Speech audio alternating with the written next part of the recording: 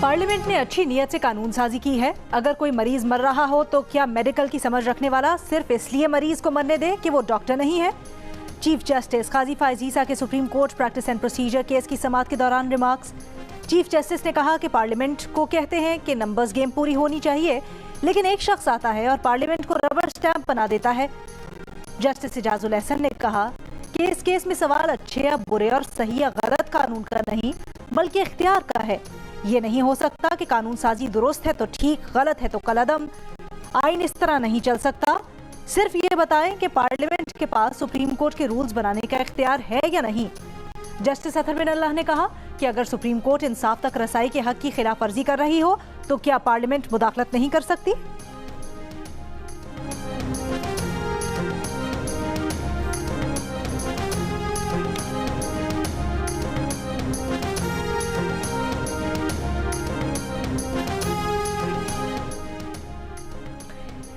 Supreme court में नून league के वकील सलाउद्दीन ने कहा कि कानून साजी अच्छी है या बुरी, इससे ज्यादा ये देखना जरूरी है कि ये इख्तियारात किसके हैं।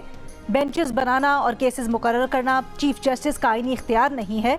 मास्टर ऑफ रोस्टर के लफ्ज को आइन से निकालने का मकसद चीफ जस्टिस के इख्तियारात सुप्रीम कोर्ट को मजबूत बनाना है। जस्टिस मुनीब अख्तर ने कहा इस कानून के तहत तो parliament master of the roster है। ये एक्ट अदलिया की आज़ादी से बराह रास्त मुतसादिम है।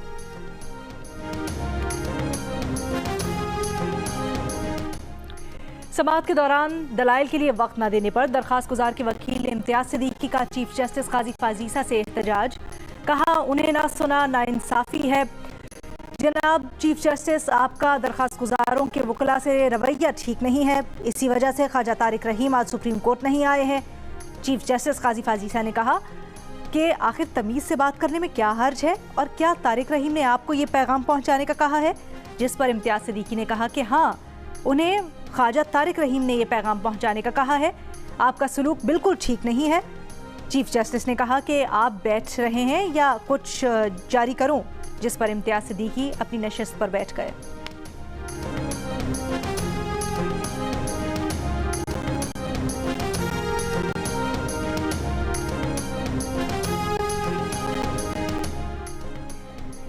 गजा के लिए बिजली, खुराक, ईंधन सब बंद। इसराइली वजीर दिफा की गजा की मुकम्मल नाकाबंदी का हुक्म।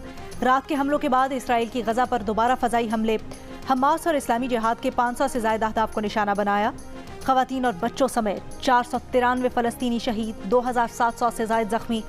हमास के मज़ाहमतकारों की 7 से 8 मकामात पर इसराइली फोर्सेस से झड़पें।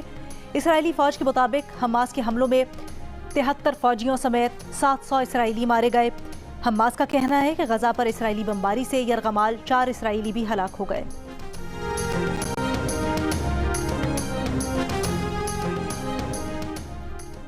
इसराइल यरगमालियों की रिहाई के लिए कोशिशें कर रहा है। हमास की तस्दीक। कहा कतर की सालसी में खवातीन यरगमालियों की रिहाई के लिए मुज़ाकरात जारी हैं। खवातीन के बदले खवातीन की रिहाई पर बात हो रही है। फ़लस्तीनी मज़ाहमती तंजीम इस्लामी जिहाद का कहना है कि अपने तमाम जंगजुओं की रिहाई के लिए इसराइल के साथ जंगी कैदियों के तबादले पर गौर कर रहे हैं।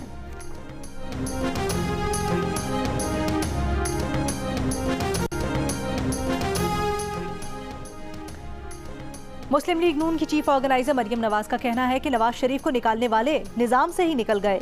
ये है अल्लाह का निज़ाम।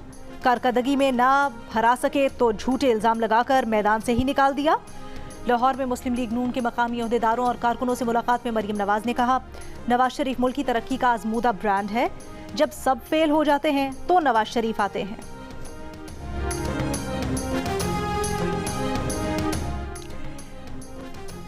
साइफर केस में चेयरमैन पीटीआई पर फर्द जुर्म 17 अक्टूबर को आयद की जाएगी। शाह महमूद कुरैशी के खिलाफ भी उसी दिन फर्द जुर्म की कार्रवाई होगी। अदालत में चेयरमैन पीटीआई ने कहा मुजरिमों की तरह सलूक किया जा रहा है, कमरे में चहलकदमी मुमकिन नहीं। जज अबुल हसनात ने पूछा ट्रायल चलाना है या नहीं। चेयरमैन पीटीआई ने कहा ट्रायल चलाया जा रहा है, लेकिन हाई कोर्ट में दरखास्तें दायर हैं। शाह महमूद कुरैशी दौरान समाअत मुकम्मल खामोश रहे। अदालत में वकला को चालान की कॉपियां दे दी गईं। जरा के मुताबिक जज अबुल हसनात ने चेयरमैन पीटीआई के सेल का भी दौरा किया। सुपरिटेंडेंट जेल को सेल में तोसी के लिए दीवार तोड़ने की हिदायत। दीवार टूटने से चेयरमैन पीटीआई का सेल तकरीबन 30 से 50 फुट तक हो जाएगा।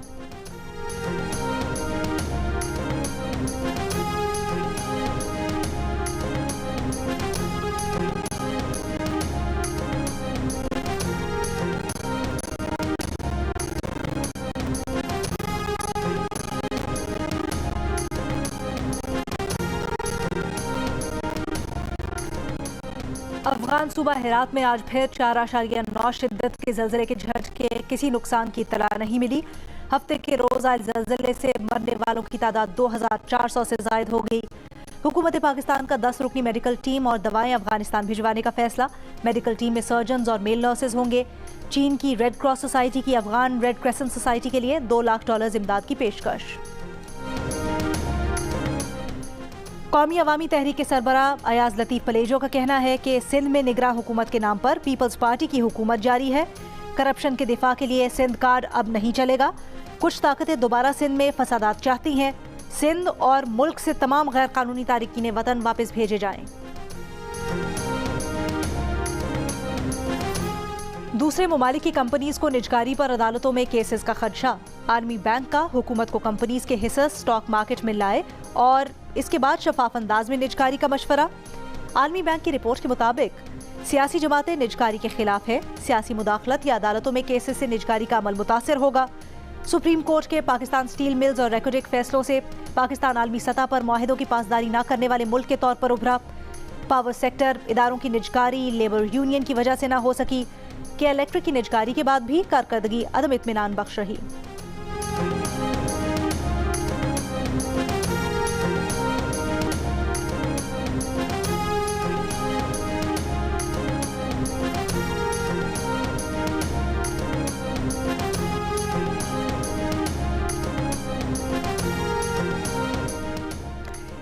आईसीसी क्रिकेट वर्ल्ड कप की प्रेजेंटर ज़ैनब अब्बास ने भारत छोड़ दिया। आईसीसी ने तस्दीक कर दी। ज़ैनब अब्बास के खिलाफ भारतीय वकील ने सोशल मीडिया पर झूठा प्रोपेगेंडा किया था। और क्रिकेट वर्ल्ड कप में न्यूजीलैंड की नीदरलैंड्स के खिलाफ बैटिंग जारी।